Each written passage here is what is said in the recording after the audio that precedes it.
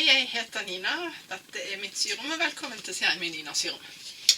Jeg har fått et heftig gave fra Lutherlå i Tyskland, som vinterutgaven av mønsterkolleksjonen deres for 2021. Og som takk for det så skal jeg lage en video hvor jeg faktisk viser hvordan jeg lager denne genseren her. For denne fant jeg i heftet her. Mønster nummer 190. Som egentlig en litt mer sånn joggedress, treningsdress, kosedress, genser og bukse.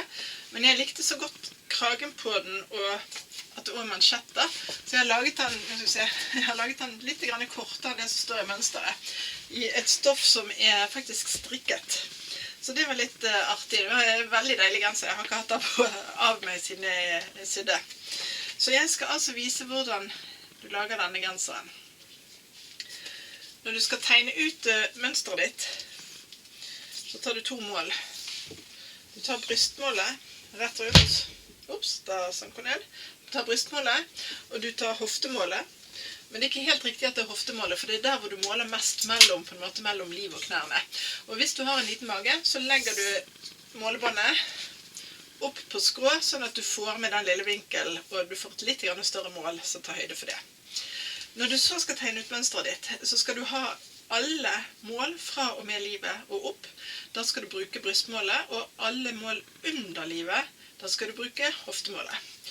Og du kommer til å se i denne filmen at jeg sliter litt med å vise deg det fullstendig, fordi at mønsteret på denne her, den også tegnet ut til den kjolen.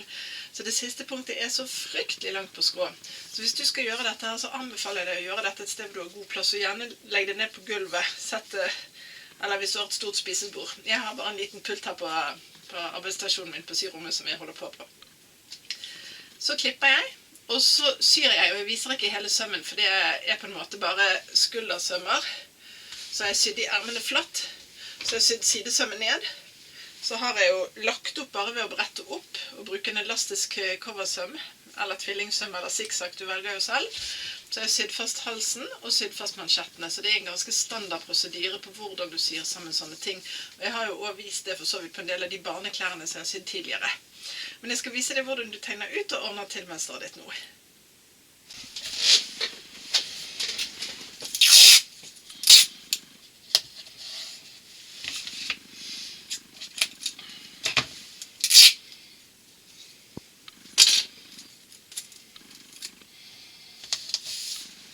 Jeg lager mønster 190. Det betyr at jeg skal følge den streken der, som ca. 50 cm ovenfor punktet der.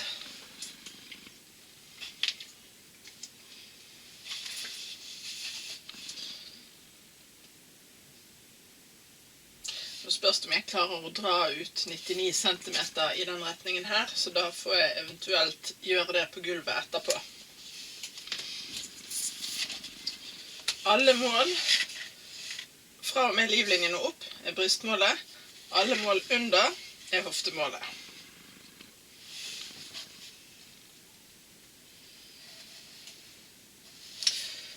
Sett pinnen rett i krysset.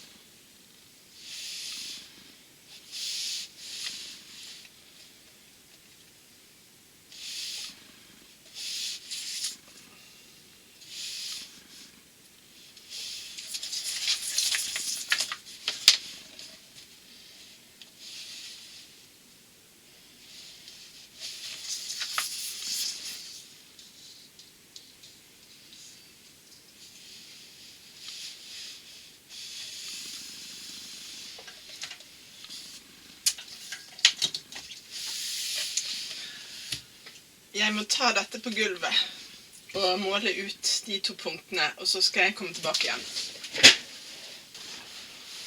Jeg har flyttet mønsterdelen sånn at den nå utenfor kameravinkel, men jeg må altså 99 cm nedover i denne retningen. Det altså helt her nede. Og så skal jeg 99 ned i den retningen også.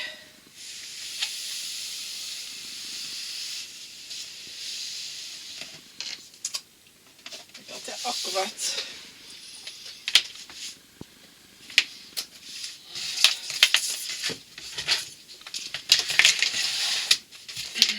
Men når vi nå skal trekke disse lange strekene, så har ikke jeg lange nok linjaler. Så da bruker jeg 2.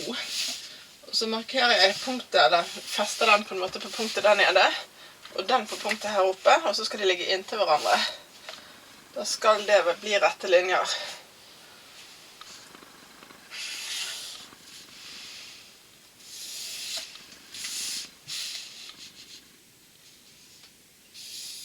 Sånn. Den andre siden her, og jeg beklager nå at det er utenfor kameravinkel, men dette ble veldig langt.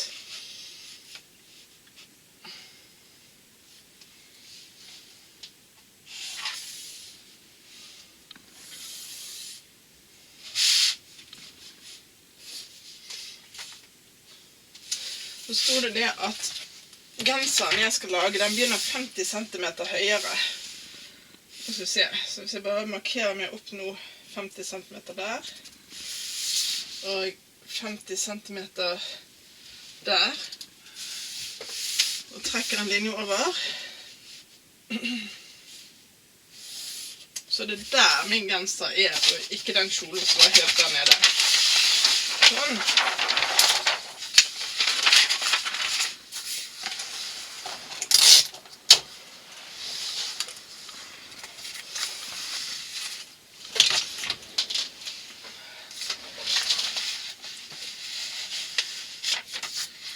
Da kan vi gå tilbake her og jobbe med mønsteret.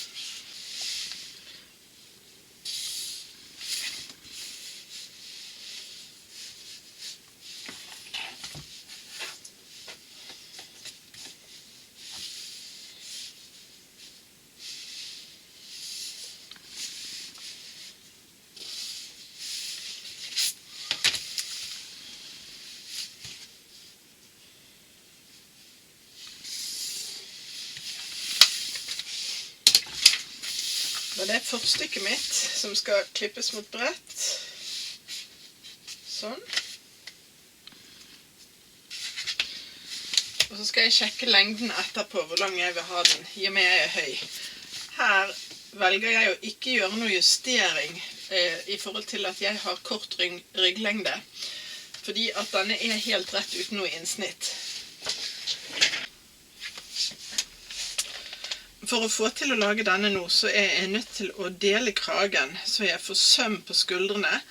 Og jeg kommer også til å dele mansjettene, så jeg får søm på hver side, for hvis jeg ikke hadde jeg ikke nok stoff. Og dette stoffet er et veldig løst, strikket stoff.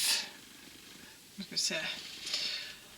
Så jeg kommer heller ikke til å bruke maljer og snor, for jeg håper den kommer til å bare henge fint og legge seg pent. Så da har jeg altså klippet ut alt stoffet mitt. Jeg har 2 ermer, speilvendt. Jeg har halsen i 2 deler. Jeg har mansjettene i 2 deler. Jeg har bakstykket og forstykket. Måten jeg skal sy dette sammen på, er at jeg skal begynne med skuldersømmer. Så skal jeg sy ermene inn flatt. Så skal jeg sy sømmen fra nederst på ermet til ned på andre siden. Så skal jeg sette i hals og mansjetter, og til slutt så legger jeg opp nede. Stoffet mitt er også veldig løst, så de sidene som, ja, det er vel da bare den eneste kanten her nede, den kommer jeg til å overlokke før jeg legger den opp. Jeg håper du synes det var interessant å se denne korte lille filmen om hvordan jeg laget den genseren. Hvis du har lyst til å prøve det, så det jo veldig gøy hvis du vil legge en kommentar, eller sende en hilsen, eller følge meg på Instagram eller Facebook. Jeg kommer i hvert fall tilbake med flere filmer om hvordan de syr klær i tiden fremover.